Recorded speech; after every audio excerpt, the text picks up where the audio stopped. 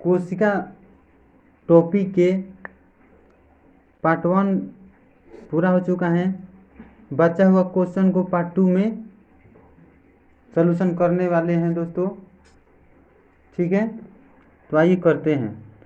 69 number question है, कोशिका कला वर्णात्मक पारगम्य होती है क्योंकि इसका आंसर हो जाएगा डी, क्योंकि यह कुछ अणुओं के अंदर या बाहर की ओर संचलन कोशिका में से होने देती है, जबकि अन्य अणुओं को संचलन को रोक दिया जाता है, इसीलिए। ठीक है दोस्तों, इसीलिए तो इसको अर्धपारगम्य कहते हैं, चयनात्मक भी कहते हैं। ठीक है दोस्तों। 70 नंबर क्वेश्चन है दोस्तों, न्यूक्लियस के बाहर डीएनए कहाँ मिलता है? अगर न्यूक्लियस यानी कि नाभिक के बाहर देखा जाए तो माइटोकॉन्ड्रिया में। क्या मिलता है दोस्तों? माइटोकॉन्ड्रिया में। ठीक है दोस्तों। 71 निम्नलिखित पोषकों में से कौन सा एक पौधे की कोशिका भित्ति का एक संरचनात्मक घटक है? कैल्शियम। क्या हो जाएगा दोस्तों? कैल्शियम। ठीक है। नेक्स्ट क्वेश्चन है, निम्नलिखित कोशिका अंकों में कौन सा एक अर्धपारगम्य है? तो इसमें से होता है कोशिका झिल्ली। कौन होता है? कोशिका झिल्ली। ठीक है। 73 नंबर है कि कोशिका बारे में निम्नलिखित में से कौन सा सही नहीं है? ठीक है दोस्तों। तो कोशिका के आकार और अमाप विशिष्ट कार्य से संबंधित हैं। 73 तो ये गलत है दोस्तों। सॉरी कौन नहीं है पूछ रहा है ना, तो ये सही है। कोशिका का आकार और अमाप विशिष्ट कार्य के संबंध, हाँ, कोशिका का आकार और आकृति जो है उसके कार्यों के संबंधित हैं, तो हाँ हैं, कार्यों पर डिपेंड करता है। कुछ कोशिका में बदलते आकार, हाँ, जैसे अमीबा, WBC बताए थे ना, ठीक है, WBC बताए थे, अमीबा बताए थे, ठीक है। इसके बाद प्रत्येक कोशिका में निष्पादन की अपनी क्षमता होती है, हाँ, प्रत्येक कोशिका में अपनी क्षमता होती है, ये भी सही है। ठीक है। सभी देह ऊतक में एक ही प्रकार के कोशिका विद्यमान है? नहीं, सभी देह ऊतक में एक ही प्रकार के नहीं, अलग अलग अंग में अलग अलग ऊतक होता है, जैसे नाक का अलग, कान का अलग, ठीक ना, अलग अलग, लेकिन एक ही अंग में, ठीक है, एक ही अंग में एक ही प्रकार के ऊतक होते हैं, सभी में नहीं। ऑप्शन डी गलत है। 74 है कि निम्नलिखित में से सबसे छोटी कोशिका, तो माइकोप्लाज्म गैलीसेप्टिकम। सबसे बड़ी कोशिका तो शुतुरमुर्ग का अंडा। ठीक है। अगर शरीर के अंदर पूछा जाए तो सबसे छोटी कोशिका कौन सा होगा? मस्तिष्क में जो पाया जाता है ना, ग्रेन्युल, वो होता है। इसके बाद सबसे बड़ी को पूछा जाए तो ओवा। ठीक है, याद रखेंगे। ओवा मतलब होता है, ओवा मतलब जैसे हम लोग का मेल पार्ट में स्पर्म होता है ना, उसी प्रकार ओवा होता है, ठीक ना। हाँ, महिला में ओवा, जो ओवा और स्पर्म मिलकर जाइगोट बनाते हैं ना, वही। चलिए 75 नंबर क्वेश्चन है कि कोशिकीय एवं आणविक जीव विज्ञान केंद्र कहाँ है? ठीक है। तो इसका आंसर हो जाएगा दोस्तों हैदराबाद। कहाँ है? हैदराबाद। नेक्स्ट क्वेश्चन 76 है कि कोशिका का जीवित अंश जीव द्रव कहलाता है, यह किससे बना होता है? तो जीव द्रव किसके बना होता है? तो जीव द्रव में ना सभी आ जाएगा, कोशिका द्रव, केंद्रक द्रव और अन्य कोशिका, डी हो जाएगा। ठीक है। बताए थे कि जीव द्रव दो चीज़ से बनकर बना है, जीव द्रव दो चीज़ से मिलकर बना है, एक भाग होता है केंद्रक और दूसरा भाग होता है कोशिका द्रव। ठीक है, याद रखेंगे, 2-3 बार देखिएगा, सब कंप्लीट हो जाएगा। सर्वाधिक संख्या 2Na में गुणसूत्र पाए जाते हैं, किस में पाया जाता है सर्वाधिक? ओफियोग्लोसस में पाया जाता है। ठीक है, इसका आंसर हो जाएगा डी। ठीक है ना। नेक्स्ट क्वेश्चन है इलेक्ट्रॉन सूक्ष्मदर्शी, तो नॉल और रास का ना, इलेक्ट्रॉन सूक्ष्मदर्शी का खोज किसने किया था? तो ये क्वेश्चन छूट रहा है, 78 छूट रहा है। देखिए, वास्तविक केंद्रक किस में अनुपस्थित होता है?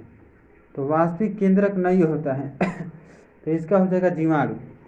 ठीक ना, चूँकि देखिए जितना भी प्रोकैरियोटिक जीव हैं उसमें वास्तविक केंद्रक नहीं होता है। और जीवाणु क्या है, प्रोकैरियोटिक जीव है। ठीक है, इसके बाद देख रहे हैं सूक्ष्मदर्शी का आविष्कार किसने, नॉल और रास्का ने। इलेक्ट्रॉन सूक्ष्मदर्शी का तो नॉल और रास्का ने। स्लाइडर और समान ने क्या किया था, ठीक ना, डी हेलिक्स मॉडल सिद्धांत प्रस्तुत किया था ना। हाँ, और वाटसन और क्रिक ने किसे खोज किया था, डीएनए। हाँ ठीक है, 79 के बाद 80 पे चलते हैं दोस्तों। अंतःप्रदव्य जालिका ईआर की खोज, अंतःप्रदव्य जालिका की खोज किसने किया था, पोर्टर ने। किसने किया था दोस्तों, पोर्टर ने। ठीक है, गुणसूत्र शब्द प्रदान किए, वो वाल्डेयर। 81 का क्या हो जाएगा दोस्तों, वाल्डेयर। गुणसूत्र शब्द प्रदान किया था वाल्डेयर।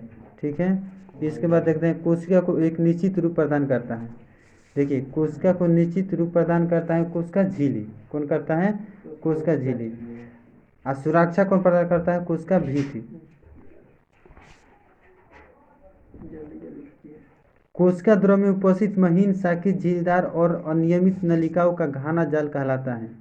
ठीक ना, झिल्लीदार झिल्ली के रूप में कौन रहता है, अंतःप्रदव्य जालिका रहता है ना जी। तो 83 का क्या हो जाएगा, अंतःप्रदव्य जालिका। पूरा जीव द्रव में फैला रहता है, बिखरा रहता है। ठीक है, इसीलिए तो परिवहन पथ परिवहन बोला जाता है, जाल जैसा रहता है। 84 प्रोटीन निर्माण का सक्रिय स्तर राइबोसोम। ठीक है, अंतःकोशिकीय पाचन लाइसोसोम। ठीक है, ये तो इजी है, सब बताइए दीजिएगा। 85 कौन सा कोशिकांग केवल पादप कोशिका में, तो ये सभी लवक पादप कोशिका में होता है। कोशिका भित्ति भी होता है। बड़ी बड़ी रिक्तियाँ, रिक्तिया के साइज बोला जाए तो बड़ी बड़ी होता है उसमें। कोशिकीय श्वसन का सक्रिय स्तर माइटोकॉन्ड्रिया, ऊर्जा ग्रह माइटोकॉन्ड्रिया है ना। ठीक है, अवर्णीय लवक, अवर्णीय लवक जो है ना, भूमिगत तना दिया है, जड़ की कोशिका में, तने की कोशिका में, पत्ती की कोशिका में, फूलों के, तो जड़ों की कोशिका में, क्योंकि जड़ का होता है प्रकाश से दूर रहता है। और तना भी होता है लेकिन भूमिगत तना होता तब। ठीक है, 88 फूलों और बीजों को भिन्न भिन्न प्रकार के आकर्षक रंग प्रदान करता है। ये कौन है, क्रोमोप्लास्ट। लेकिन हरा रंग बोले तो क्लोरोप्लास्ट। भोजन का समय संचय बोले तो ल्यूकोप्लास्ट। ठीक है, याद रखेंगे। पत्तियों को हरा रंग प्रदान करता है बोले थे ना, तो ये क्या बोल जाएगा, क्लोरोप्लास्ट। भिन्न भिन्न रंग कही मतलब हरा के अलावा तो ल्यूकोप्लास्ट, ल्यूको नहीं, क्रोमोप्लास्ट। चलो नेक्स्ट क्वेश्चन। 90 कोशिका के आत्महत्या के थैली राइबोसोम, अंतःकोशिकीय पाचन राइबोसोम, सॉरी राइबोसोम बोल रही है, नहीं, अंतःकोशिकीय पाचन या आत्महत्या के थैली लाइसोसोम को नो, क्या हो जाएगा, क्या हो जाएगा दोस्तों, लाइसोसोम। ठीक है, 91 है लाइसोसोम में पाए जाने वाले वह एंजाइम जिसमें जीव द्रव को घुला देने की या नष्ट करने की क्षमता होती है, हाइड्रोलाइटिक एंजाइम। यह कहाँ पाया जाता है, लाइसोसोम में। ठीक है, नेक्स्ट क्वेश्चन।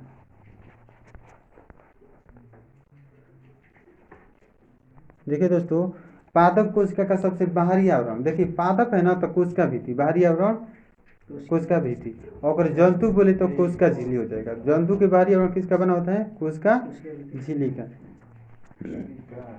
कोशिका में प्रोटीन शोषण कहाँ होता है, राइबोसोम में। कहाँ होता है, राइबोसोम में। राइबोसोम कहाँ होता है, अंतःप्रदव्य जालिका पर। देखिए दोस्तों, निम्नलिखित में से कौन सबसे बड़ी कोशिका, तो देखिए इसमें प्लास्टिक नहीं प्लास्टिड होगा। 94 देखिए क्वेश्चन, यहाँ पर प्लास्टिक नहीं प्लास्टिड होगा। प्लास्टिक मतलब लवक होता है, ठीक ना। तो इसको सुधार लीजिए, क्या हो जाएगा, प्लास्टिड। हाँ, PLASTID,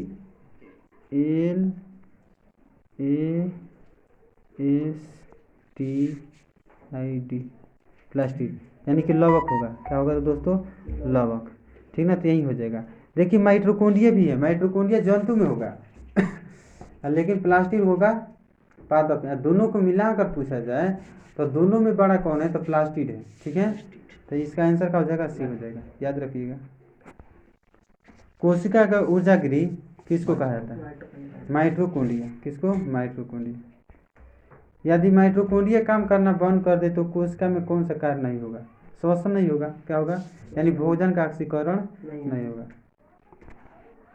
कोशिका में राइबोसोम की अनुपस्थिति में कौन सा कार्य संपादित नहीं होता है? ठीक है, तो प्रोटीन संश्लेषण, प्रोटीन का संश्लेषण राइबोसोम के द्वारा होता है ना, तो प्रोटीन संश्लेषण उसके अभाव में नहीं होगा। ठीक है, नेक्स्ट क्वेश्चन, कौन सा रचना जंतु कोशिका को वनस्पति से अलग करता है? तो ये हो जाएगा आपका सेंट्रियोल। रिपीट क्वेश्चन है, सेंट्रियोल। ठीक है, 98 क्या हो जाएगा, डी हो जाएगा। सेल नाम किस जीव वैज्ञानिक ने सर्वप्रथम दिया था? तो 99 का हो जाएगा रॉबर्ट हुक, 1665 में। ठीक ना, कोशिका के खोज सर्वप्रथम किसने किया था? रॉबर्ट हुक ने, लेकिन मृत खोजा था। लेकिन जीवित बोला जाएगा तो लीवेनहॉक, जीवित बोला जाएगा तो लीवेनहॉक। वो किस में, ये तो जीवाणु में मतलब खोजा था। ठीक ना ये देखिए 100 नंबर क्वेश्चन, न्यूक्लियस की खोज सर्वप्रथम किसने? न्यूक्लियस आ गया ना, यही ना बात कर रहे थे न्यूक्लियस। तो न्यूक्लियस का किसने किया था? ब्राउन ने। न्यूक्लियस यानी कि नाभिक का खोज किसने किया था? ब्राउन ने। स्लाइडेन और स्वान ने कोशिका सिद्धांत दिया था, लीवेनहॉक ने जीवित कोशिका का खोज किया था। ठीक है, नेक्स्ट क्वेश्चन है आपका, डीएनए द्विहेलिक प्रारूप को पहली बार किसने प्रस्तावित किया? द्विहेलिक का बात कर रहे हैं तो इसका हो जाएगा वाटसन और क्रिक ने। नेक्स्ट क्वेश्चन है, जीव द्रव का भौतिक आधार है, जीव द्रव जीवन का भौतिक आधार है, यह किसने कहा है? यह किसका कथन है? तो इसका हो जाए हेक्सले। क्या जीव द्रव को जीवन का भौतिक आधार किसने कहा था? हेक्सले ने कहा था। ठीक है,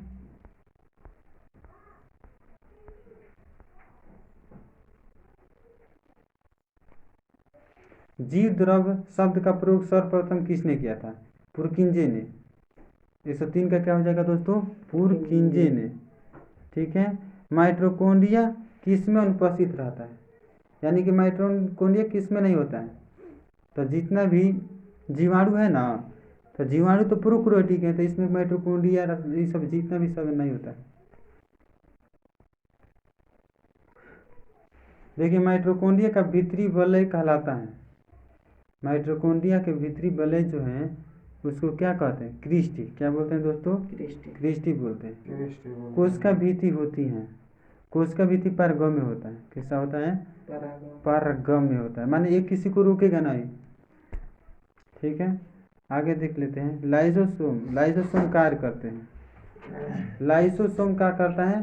अंतःकोशिकीय पाचन, यानी कि टूटी फूटी जो भी है ना, कोशिका को नष्ट करता है, साफ, और कोशिका द्रव को साफ रखता है।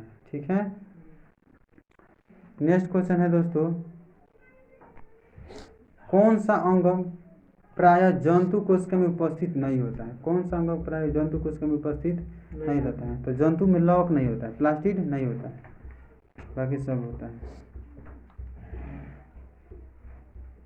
देखिए याद रखिएगा, प्रोग्राम्ड सेल डेथ का कोशिकीय एवं आणविक नियंत्रण क्या कहलाता है? ठीक है, तो क्या कहते हैं दोस्तों? इसको एपोप्टोसिस कहते हैं। क्या बोलते हैं दोस्तों? एपोप्टोसिस कहते हैं, याद रखिएगा। हाँ, कौन सा कोशिका अंग प्रोटीन संश्लेषण में प्रमुख भूमिका निभाता है? देखिए प्रोटीन संश्लेषण दो जगह होता है, एक राइबोसोम, एक अंतःप्रदक जालिका। कहाँ दिया है? राइबोसोम 110 का हो जाएगा 2 नंबर। एंडोप्लाज्मिक रेटिकुलम, उसी को तो कहते हैं अंतःप्रदक जालिका, ए ई, ठीक ना, ईआर, सॉरी ईआर, ईआर से एंडोप्लाज्मिक रेटिकुलम होता है, और राइबोसोम, तो ऑप्शन बी हो जाएगा, सही है। नेक्स्ट क्वेश्चन, निम्न में कौन सा कोशिकांग डीएनए रखता है? यानी कि डीएनए कहाँ रहता है? तो डीएनए माइटोकॉन्ड्रिया में पहले पढ़ चुके हैं, डीएनए कहाँ रहता है? माइटोकॉन्ड्रिया में रहता है। गोल्जी काय का प्रमुख कार्य, देखिए गोल्जी बॉडी जो है ना, ये क्या कार्य करता है? तो बताए थे ना, 3 काम है, पैकेजिंग, स्टोरेज, सेक्रेशन। तो इसमें सेक्रेशन दिया है, ये डी हो जाएगा आंसर। इसके बाद 113 नंबर क्वेश्चन है, किसकी उपस्थिति के कारण किसी पादप कोशिका और पशु कोशिका यानी कि जंतु कोशिका में अंतर होता है। कोशिका वृद्धि पादप में उपस्थित रहता है, जंतु में उपस्थित नहीं रहता है।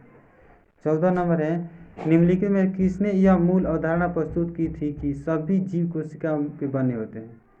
स्लाइडेन और स्वान। तो स्लाइडेन, हाँ, तो 2 और 4 डी हो जाएगा। क्या हो जाएगा? डी हो जाएगा। 14 का डी हो जाएगा। ठीक है दोस्तों, 15 पर 80%। 15 नंबर है कि 80% से अधिक सेल में पाए जाने वाले पदार्थ, तो जल होगा। क्या हो जाएगा? जल हो जाएगा। 115 का हो जाएगा आपका जल। ठीक है। 16 है, प्रासरण की परिभाषा। प्रासरण की परिभाषा है, देखिए दोस्तों, अर्धपारगम काला से होकर वासा से कम से अधिक सांद्रता की ओर विलायक का प्रवाह। विलायक मतलब जल को विलायक कहते हैं। सर्वाधिक विलायक का है जल है, सर्वाधिक विलायक का है जल। तो अर्धपारगम काला से होकर, चूंकि कोशिका झिल्ली से होकर, इसका मतलब क्या हुआ? कोशिका झिल्ली से होकर कम से अधिक सांद्रता की ओर विलायक का प्रवाह प्रासरण कहते हैं। प्रासरण की क्रिया के लिए कोशिका झिल्ली का होना जरूरी है। 17 नंबर क्वेश्चन है, अधिक लवण वाले विलयन में एक कोशिका को रखने पर वह सिकुड़ जाती है, क्योंकि जल बाह्य प्रासरण द्वारा बाहर निकल जाता है। जल क्या होता है? बाह्य प्रासरण द्वारा बाहर निकल जाता है। ठीक है।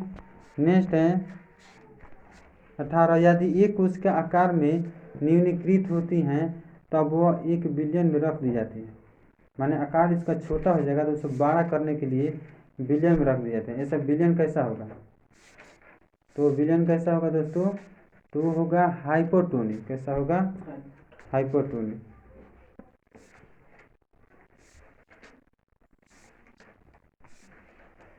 उन्नीस है, एक कोशिका आयतन में बढ़ती हैं जब वह रखी जाते हैं। किसमें रखी जाती हैं? आयतन में कब बढ़ेगी? तो 19 का हो जाएगा एक अल्प प्रासरी विलयन। हाँ, सी नंबर, अल्प प्रासरी विलयन में रखेंगे तो उसका आकार क्या हो जाएगा? बढ़ जाता है।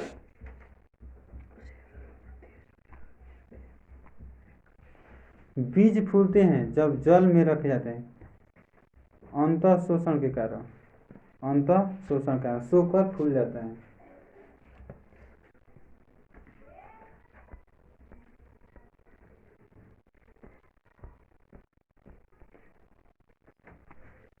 लकड़ी के दरवाजे को का वर्षा ऋतु में फूलना होता है अंतः शोषण के कारण।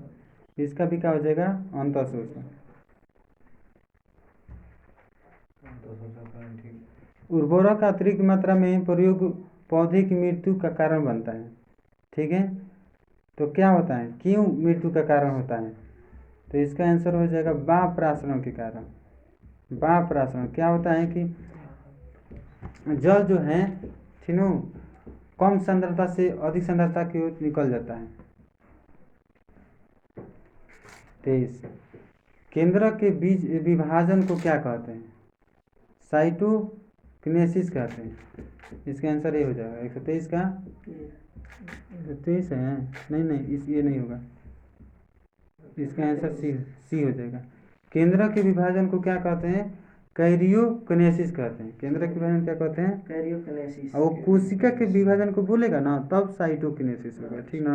हाँ, ठीक है। नेक्स्ट होगा, शरीर की वृद्धि और मरम्मत हेतु कौन सा कोशिका विभाजन उत्तरदायी है? तो शरीर की वृद्धि और मरम्मत की बात किया जाए तो इसका हो जाएगा आपका समसूत्री। क्या हो जाएगा? समसूत्री। समसूत्री काई कोशिका में पाया जाता है और कोशिका के विभाजन के संबंधित है। लेकिन वही जनन कोशिका का बात करेगा तो अर्धसूत्री। जनन कोशिका का बोलेगा तो अर्धसूत्री। ठीक है। तो इसका आंसर क्या हो जाएगा दोस्तों? समसूत्री। 25 है, कशेरुकी के वृषण में शुक्राणु का निर्माण हो गया ना ये जन्म कोशिका। तो ये क्या हो जाएगा 125 का हो जाएगा दोस्तों केवल मियोसिस, केवल मियोसिस। मियोसिस का बोले तो अर्धसूत्री, मियोसिस बोले तो अर्धसूत्री। माइटोसिस, ये माइटोसिस जो होता है ना हाँ समसूत्री होता है, ये माइटोसिस होता है असूत्री होता है उसका। 126 माइटोसिस में सबसे ज़्यादा समय में पूर्ण होने वाली अवस्था को क्या कहते हैं? सबसे ज़्यादा समय किस में लगता है दोस्तों? 126 को हो जाए प्रोफेज। सबसे ज़्यादा समय किस में लगता है? प्रोफेज में, ठीक ना। हाँ ठीक है। पादप कोशिका में साइटोकिनेसिस किसकी सहायता से होता है? 127 का हो जाएगा कोशिका पट्टिका। देखिए दोस्तों साइटोकिनेसिस यानी कि मतलब कोशिका के विभाजन का बात कर रहे हैं। तो यदि पादप कोशिका में देखा जाए तो कोशिका के विभाजन कैसे होता है? तो दो को कोशिकाओं के बीच में पट्टी बन जाता है। हाँ अब पट्टी जो होता है वो दोनों को कोशिका को अलग कर देता है, तो वो पट्टी के माध्यम से अलग होता है पादप में। 128 माइटोसिस के सबसे कम समय में पूर्ण होने वाला अवस्था कौन सा है? तो एनाफेज। सबसे अधिक समय में प्रोफेज, तो सबसे कम समय में एनाफेज। सबसे शुरुआत प्रोफेज, तो सबसे अंत वाला टेलोफेज। ठीक है, ये भी याद रखिएगा बात। 129 है कि ये कोशिका के माइटोसिस द्वारा कितनी बार विभाजन होता है? देखिए माइटोसिस मतलब होला समसूत्री विभाजन। तो समसूत्री विभाजन में दो कोशिका उत्पत्ति होते हैं। कितने? दो कोशिका, ठीक ना। तो दो को कितने बार गुणा कीजिएगा तो 256 आएगा। तो दो को कितने बार गुणा कीजिएगा 256? तो 8 बार। दो का 8 बार गुणा कीजिएगा, एक बार में 2, फिर अगले बार में 2, फिर अगले बार में 2। जितनी भी कोशिका हैं अगले बार में 2 से 2 नहीं होगा, तो 8 बार होगा, ठीक है ना। 30 है क्रॉसिंग ओवर। हाँ क्रॉसिंग ओवर की घटना किस कोशिका विभाजन में होते देखने को मिलता है? तो क्रॉसिंग ओवर आपका देखने को मिलेगा अर्धसूत्री, यानी कि जनन कोशिका विभाजन जो है ना अर्धसूत्री जनन से संबंधित है। तो इसी में क्रॉसिंग ओवर जब जैसे स्पर्म ओवर मिलता है ना तो क्रॉस ओवर होता है, उसी को बोला जा रहा है। ठीक है। पारगति किस अवस्था में होता है? यानी कि क्रॉसिंग ओवर किस अवस्था में क्रॉसिंग ओवर की घटना देखने को मिलता है? तो 131 का हो जाएगा पेक्टिन, ठीक ना, पेक्टिन अवस्था। ये बोल रहे हैं कि 200 शुक्राणु बनने के लिए कितनी बार मियोसिस द्वारा कोशिका विभाजन होगा, ठीक ना। तो ये देखिए एक बार में 4 कोशिका, एक बार में कितनी कोशिका का विभाजन होता है? 4 बार, 4, क्योंकि ये अर्धसूत्री में है, ठीक ना, तो 4 होता है। ठीक है। तो 132 का हो जाएगा आपका 50, ठीक ना। 50 4 बार होता है ना, तो 50 से 4 ले गुणा कीजिएगा तो 200 हो जाएगा। तो कितना हो जाएगा इसका आंसर? बी हो जाएगा दोस्तों। फिर नेक्स्ट है टेलोफेज का विपरीत होगा प्रोफेज है, देख लेते हैं। तो 33 का हो जाएगा प्रोफेज, सही बात है। टेलोफेज के विपरीत होता है प्रोफेज। सबसे बड़ा प्रोफेज, सबसे छोटा एनाफेज। सबसे शुरुआत प्रोफेज, सबसे अंत टेलोफेज। सबसे छोटा एनाफेज, सबसे बड़ा प्रोफेज। याद रखिएगा, चारों पूछा जाता है। देखिए माइटोसिस में सेंट्रोमियर किस अवस्था में विभाजित होता है? अगर माइटोसिस देखा जाए यानी कि समसूत्री विभाजन देखा जाए तो इसमें से सेंट्रोमियर किस अवस्था में विभाजित होता है? तो 134 का हो जाएगा दोस्तों एनाफेज। क्या हो जाएगा? एनाफेज। ठीक है।